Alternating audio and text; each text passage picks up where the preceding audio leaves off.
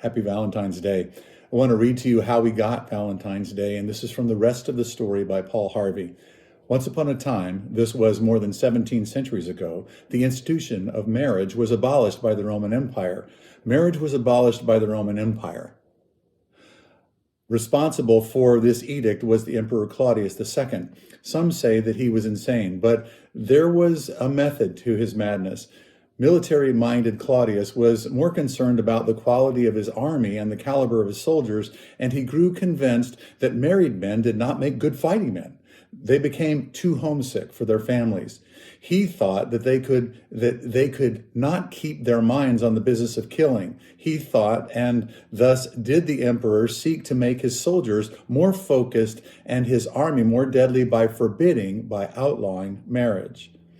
Members of the early Christian church, while angry about the proclamation, nevertheless feared the wrath of Claudius and kept silent, all except one, the bishop of Intermna. Marriage was God's plan, this bishop insisted, and no earthly king must be permitted to interfere with it. And he understood his insistence by encouraging young lovers to visit him in secret, whereupon he would join them in holy wedlock. Well, of course, Emperor Claudius found out, and he had the independent churchmen brought before him to answer for his insolence. It is said that when the two met, Claudius was much impressed by the sincerity of the bishop's convictions, and so much more, in fact, that the emperor offered him an alternative to execution. If the bishop of Intermna would renounce his Christian faith and embrace the Roman traditional gods, then Claudius said his life would be spared. Well, the bishop refused. In fact, according to some, the churchmen then even tried to convert the pagan emperor to Christianity. But at any event, following a brief imprisonment, the bishop was beaten with clubs, stoned, and then beheaded. And Claudius II renewed his determination that there will be no more marriages.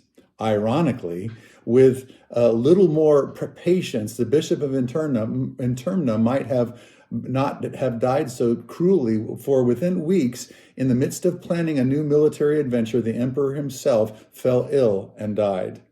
On the other hand, had the defiant bishop not been matured, he would surely have been forgotten by posterity, and as it is, he has been hailed down through the centuries as the friend of lovers everywhere.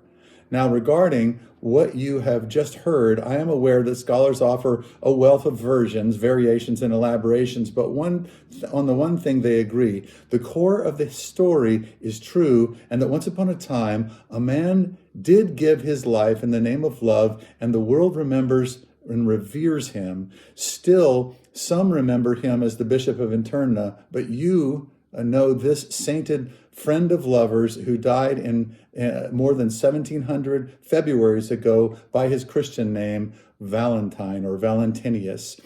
Only now you know the rest of the story. Happy Valentine's Day.